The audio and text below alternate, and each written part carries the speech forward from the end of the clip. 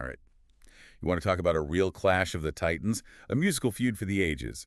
We're diving into punk rock, folks, to settle it once and for all. Ramones versus Sex Pistols, two bands, two cities, one massive explosion of sound and fury. And you know what's funny? You always think, how could two bands, both reacting to basically the same musical landscape back in the early 70s, end up being so different in the end? It's wild, right? Picture this.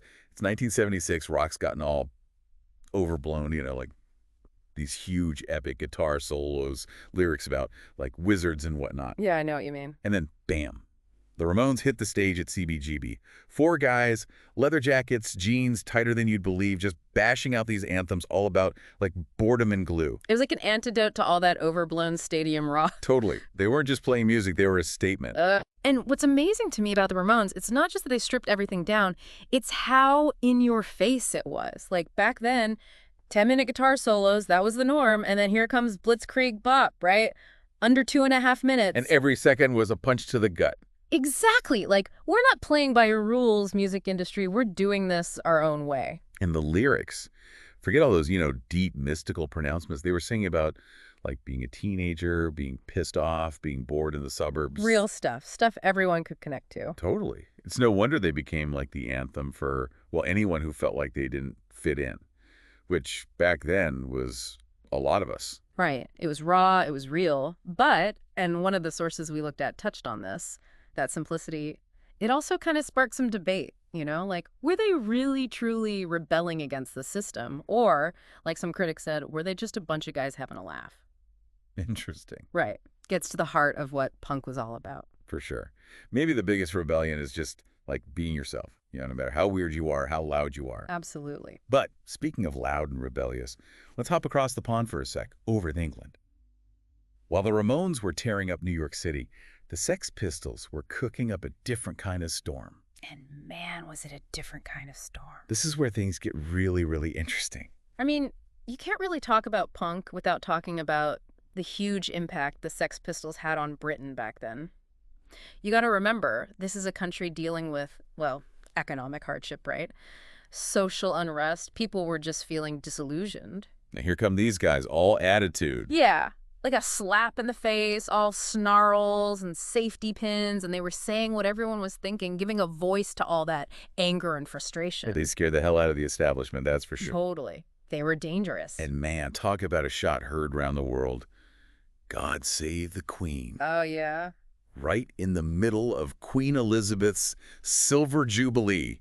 I mean, it wasn't just the music, it was the timing, That's punk. Right there. They knew exactly what they were doing. It was like they were saying, we're going to sing about overthrowing the monarchy. What are you going to do about it? And those lyrics, lines like, there is no future in England's dreaming. Those weren't just cool lines in a song, man. It was like they were pointing a finger at the government, at society, and saying, you failed us. That's powerful stuff. Heavy stuff, for sure. And people tried to shut them up, too. Censored, banned, practically run out of England. It didn't matter. If anything, it made them louder. You can't kill an idea, right? Right. They exposed something raw, something real that went way beyond the music. It was about a whole generation's frustrations. So we're seeing this big difference already, right? The Ramones, they were like, hey, let's have some fun, be ourselves. But the Sex Pistols, they were handing you like a Molotov cocktail. And saying, light it up. Exactly. Both born out of that same dissatisfaction, but man, did they channel it in different ways. So on one hand, you've got the Ramones, right? Pure musical energy, no holds barred. On the other hand, you've got the Sex Pistols, and they're using music as a weapon, a way to fight the system. Two sides of the same punk coin, but man, what a difference. It makes you think, could one even exist without the other? Did the Ramones make it possible for the Pistols to be so angry, so political? Now, those are some big questions. But before we dive into that, let's take a closer look at the music itself. The DNA of punk rock. Exactly.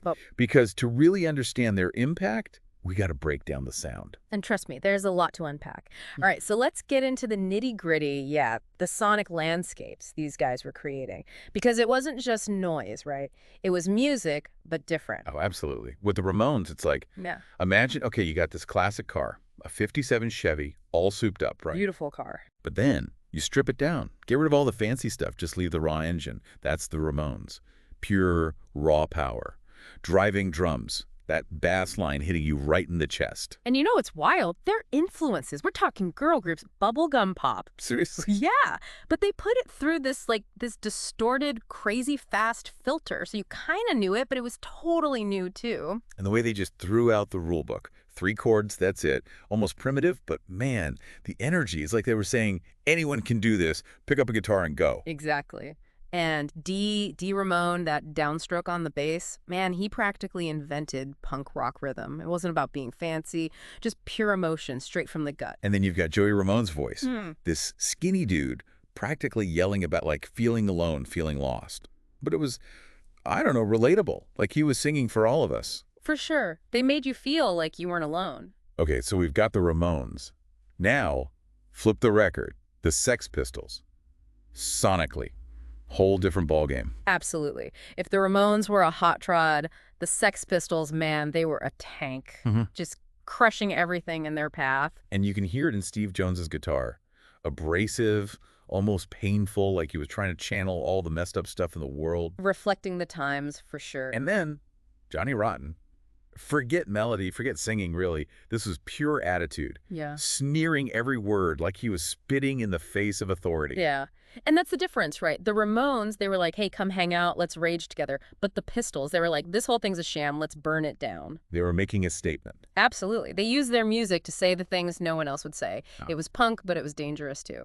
So we've got 2 bands, right? Both coming from this place of rebellion. But musically, totally different approaches.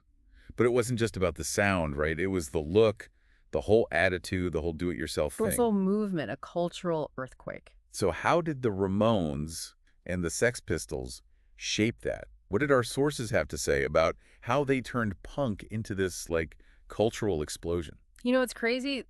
They both kind of became like, I don't know, style guides for a whole generation. The Ramones, they were like, hey, look, you can be punk rock too. Just throw on a leather jacket, rip up some jeans, done. Like, you didn't need to be some kind of fashion model. It was about the music, man. Totally. And the Pistols, man, they took it to a whole other level.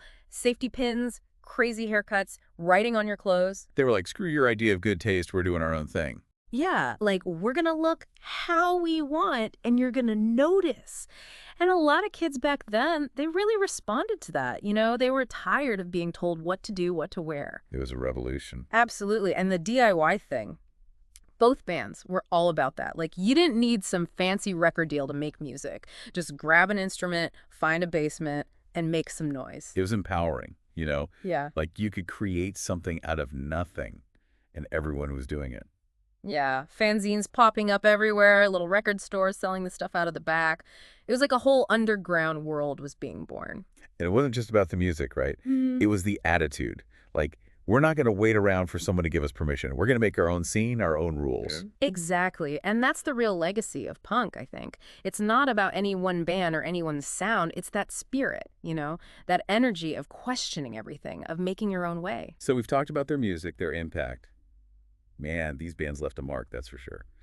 But the question remains, who really started punk rock? Was it the Ramones with their pure, raw energy, or the Sex Pistols with all that anger and, like, social commentary? You know, it's like trying to pick a favorite kid, right? Right. Maybe the real answer is it wasn't just one or the other. Maybe it was this perfect storm, right? The music, the politics, the whole feeling in the air back then. It all came together and bam, punk rock. And maybe that's the beauty of it, you know? 2 different sides of the same coin. The Ramones showed us that punk could be fun. It could be about letting loose. And the Pistols, they showed us that it could be about something bigger, about fighting for what you believe in. Exactly. And maybe you need both, right? The fun and the fury to really make a revolution. Now that's something to think about. And hey, who knows what other cultural collisions sparked some of our favorite music? Something to ponder next time you're blasting your favorite punk playlist. Until then, keep it loud, keep it real, and we'll catch you on the flip side.